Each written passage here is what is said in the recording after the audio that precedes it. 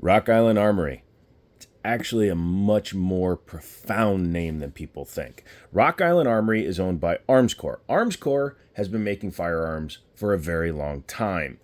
Rock Island is well known for making 1911s. In fact, they still, to this day, make more 1911s than any other company in the world. That includes Colt, Sig, Ruger, Smith & Wesson, your mom, any of those pale in comparison to the number of 1911s that have been pushed out by these boys. Now they also have, wow, almost got that out. Now they also have production here in the United States for some of their guns. So that is beautiful. This one that we're taking a look at today came via you guys. All you guys that have liked, commented, subscribed, donated to the channel, have come along and helped us develop the channel to a point where I can afford to get guns through donations, or companies will send me guns for testing and evaluation. So today we're taking a look at one that you guys actually paid for, and we will discuss it. So show it's clear. This is the Rock Island Armory double stack high capacity 1911 and 9mm with the optics cut. Model 51400000000. I can't stop. But this one is their RMSC direct cut double stack TACT. It's not the TACT Ultra because it doesn't have fiber optic sights, but it's basically a TACT Ultra. Comes in a box with a bag and a spare screw. Oh yeah, that's because I had to take the original optic off. A little bit of an aside, nothing to do with the company, but the distributor was shipped these guns, and unfortunately the gun had a broken optic mounted to it because for some unknown reason, when it was shipped to me, rather than putting it in the bag, it was sitting on top of the bag in the box. And you can see from the little nicks and stuff in the box, this thing got like treated like a redheaded stepchild. Let's go ahead and dive into the user manual. It's, plain. It gives you all the information you need to know. It tells you safety features, trigger safety. What trigger guard? Okay, yeah, your trigger guard is not really a safety. That's something where you should just be using yawn brainage. But there's your exploded view. Pause that if you need to see your parts. All that good stuff. So they actually give you exploded views for all of them. That's kind of cool. That's actually good. I'm going to take back what I was saying. There's freaking 11 pages of exploded views of all their models. I like that. Good job. Good job, Rocky Wyland. But this guy came in through those people. Check them out. And the reason why I have this firearm is because I'm an enthusiast. No, it's mainly because I have, obviously, 1911s. But I also have a series of 2011s, and I did a short about what a 2011 versus a 1911 is, and believe it or not, even though they're the same gun, they are not the same gun.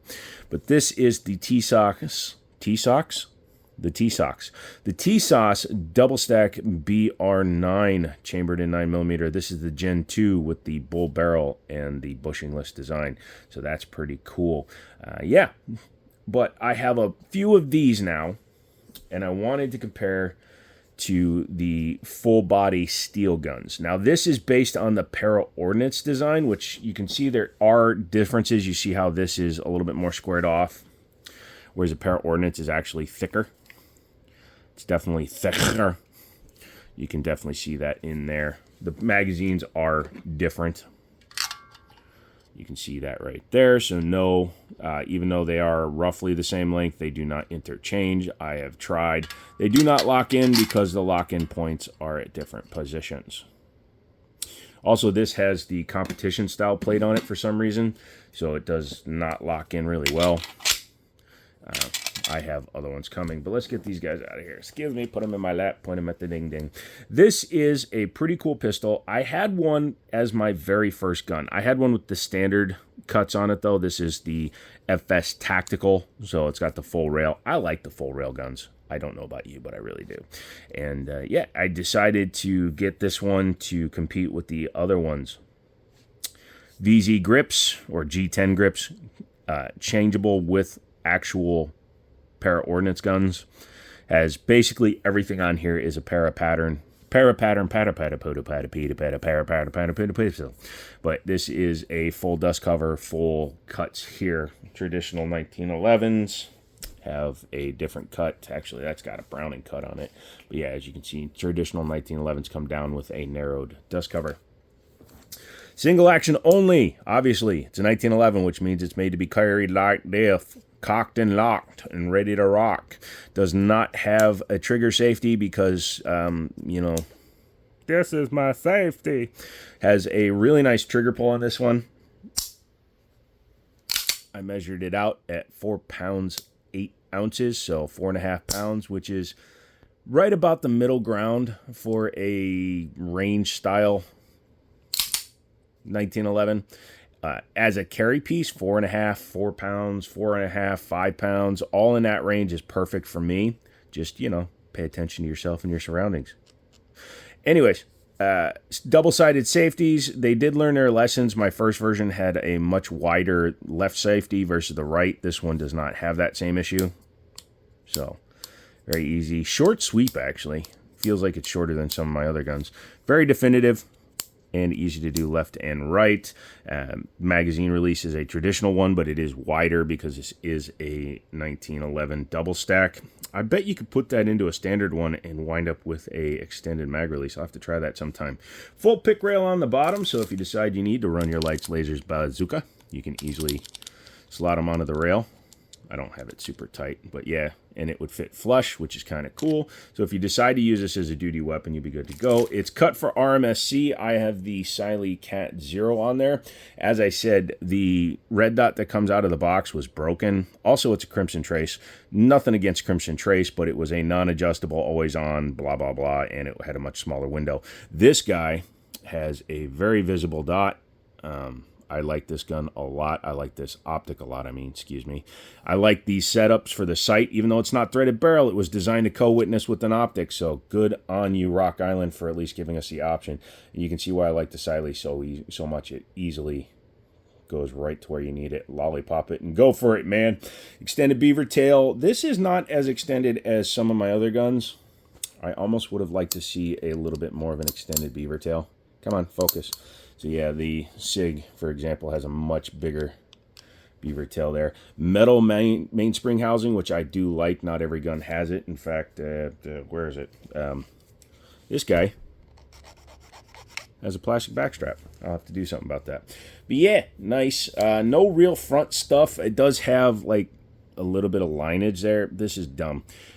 I don't know why companies still do this. I've mentioned it before. Other people have as well. Vertical serrations do nothing for recoil control. Also, when they're inset in such a wide, flat area, also does nothing. You need some sort of checkering like that.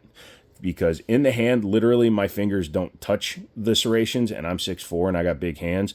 Additionally, even if it was on there, vertical serrations do nothing to stop recoil. They only keep you left to right. And let's face it, the only people who have a problem with left to right are people that are running Glocks, and you deserve it.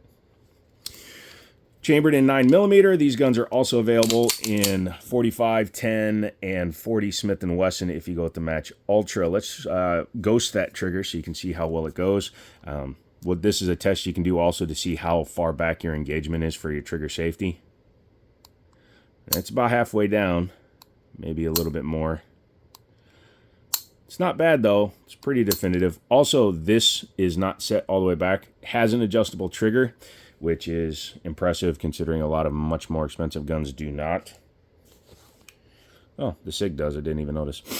But yeah, having an adjustable trigger, you can set that for your pre-travel and your over-travel, but I actually like the way it feels as is. So I'm going to shoot it. You see how much over travel there is, though? Watch when it breaks.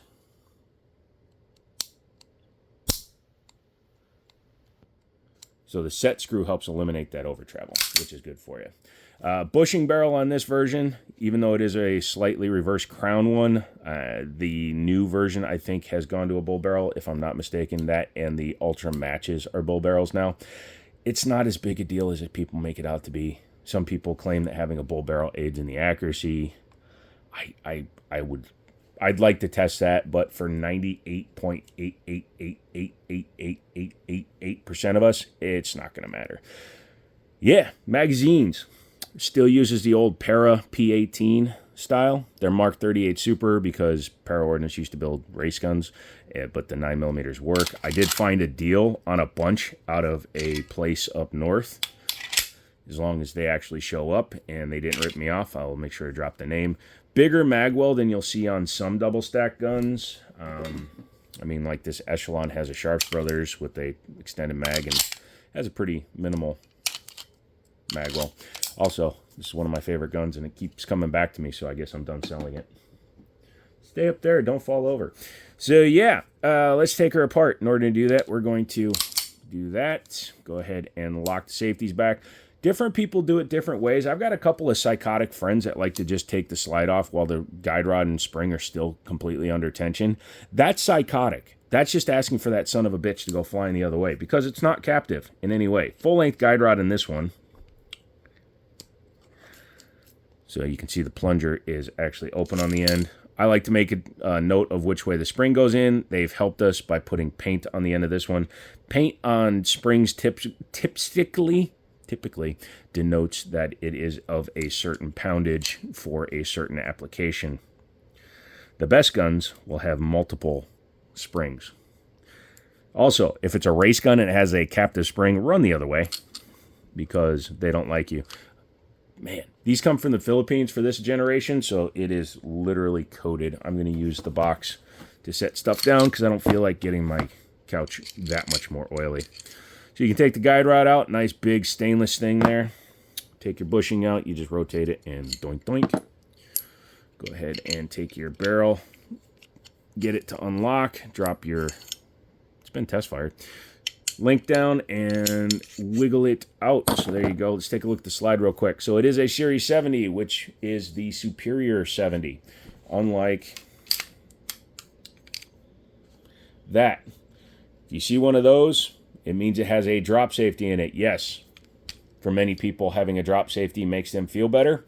To quote my grandmother, just don't drop your gun, sonny, and you'll be fine. Also, I have dropped fully loaded 1911s. The odds of them going off is so small that you shouldn't worry about it unless you're buying cheap-ass ATI 1911s.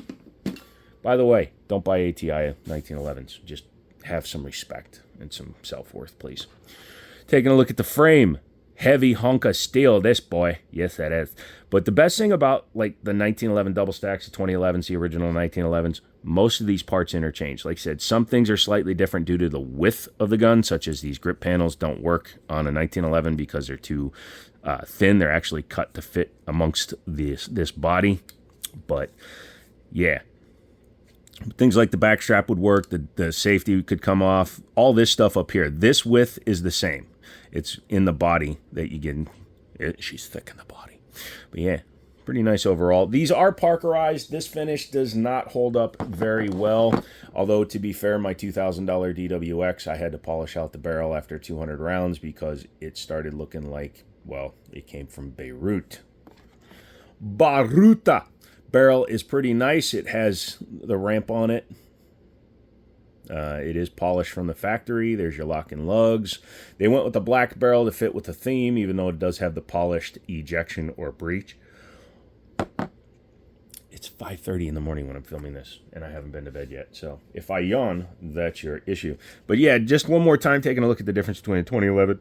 So if you were going to be taking these apart, you would take out these extra screws and all of this junk would come off, but you'd also be taking your back strap off in order to fully disassemble it. This one, you do have to take the magwell off and knock out a roll pin, but yeah, you know, swings and misses.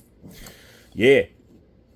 The direct mount is nice and low, which is nice to see. If you have one with a lower base, that would even bring the red dot down slightly lower, although you can see this one is mounted quite low to the body. It's also not hanging over the ejection port, so that should stop it from having feeding issues. Whew, let's see. Let's go ahead and put it back together. So what you want to do is take your burl, make sure the link is in the down position, technically the up position if the gun was right way up.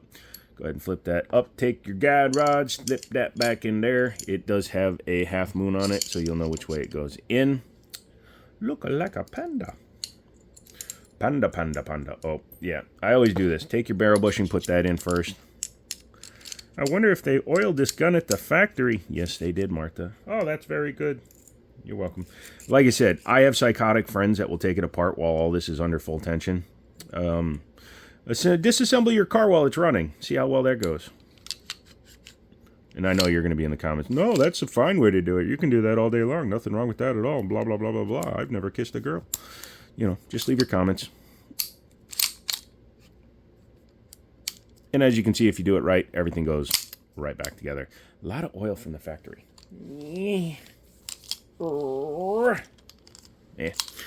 Take your bushing. You should probably set the gun down because when this goes flying, man, boy, they can do some damage.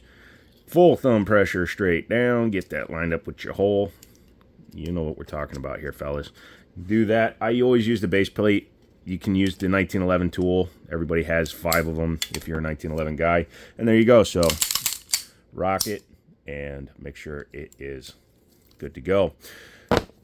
I like Rock Island. Like I said, my first gun was a Rock Island. My third gun was a Rock Island. I've had probably 12 to 15 Rock Islands of all the different ones. I've had the compact, the BBR, the 380 Baby Rock, although they've now called the Double Stack 9 Mini the Baby Rock, so that's going to get confusing.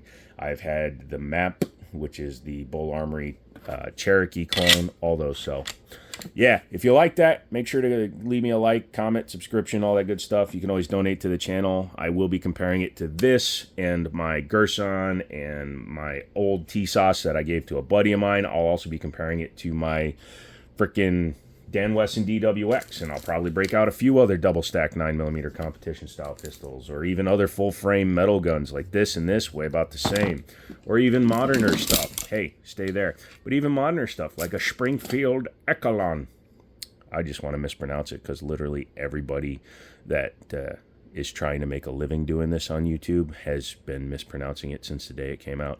What do you got there? I got Echelon, Ishilin, Ukulele, Waka Waka. Anyway, yeah, there's a lot of guns. You should be here for that.